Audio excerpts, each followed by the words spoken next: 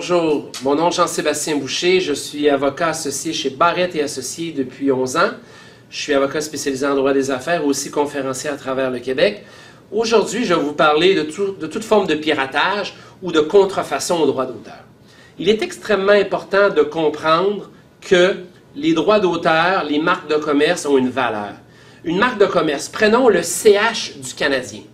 Le CH du Canadien ou Coca-Cola sont des sociétés qui existent bientôt ou depuis plus de 100 ans, qui ont traversé les époques et dans lesquelles on a investi des millions et des millions, ce n'est pas des milliards en marketing. Ces noms-là sont extrêmement forts et sont extrêmement rassembleurs. Ce qui fait en sorte qu'aujourd'hui, si moi, je me partais une petite entreprise et que j'utilisais Coca-Cola ou j'utilisais le CH, le Canadien de Montréal, rapidement, je pourrais faire beaucoup de ventes et beaucoup de gains. Mais en contrepartie, vous devez savoir que je n'ai pas le droit de faire ça.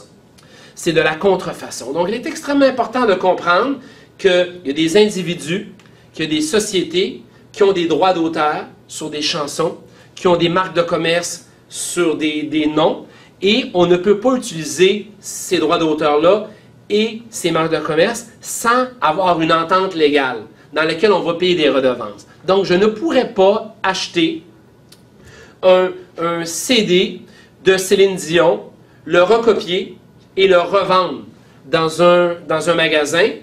Comme ça, c'est vrai que je vends un bien, mais je vends aussi les droits d'auteur. Et les droits d'auteur, je ne les ai pas. Donc, ça serait illégal. Et en plus, je ne pourrais pas dire, je vais me partir une entreprise de t-shirts, de chandails. Et je vais faire des chandails qui vont, comme disent les jeunes, qui vont trasher.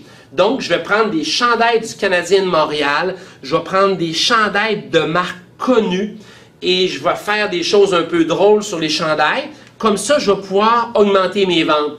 Je n'ai pas le droit de faire ça. Je ne peux pas m'approprier les droits d'auteur, les marques de commerce de quelqu'un d'autre afin de modifier ou afin d'arranger ça pour être capable de vendre mes propres trucs.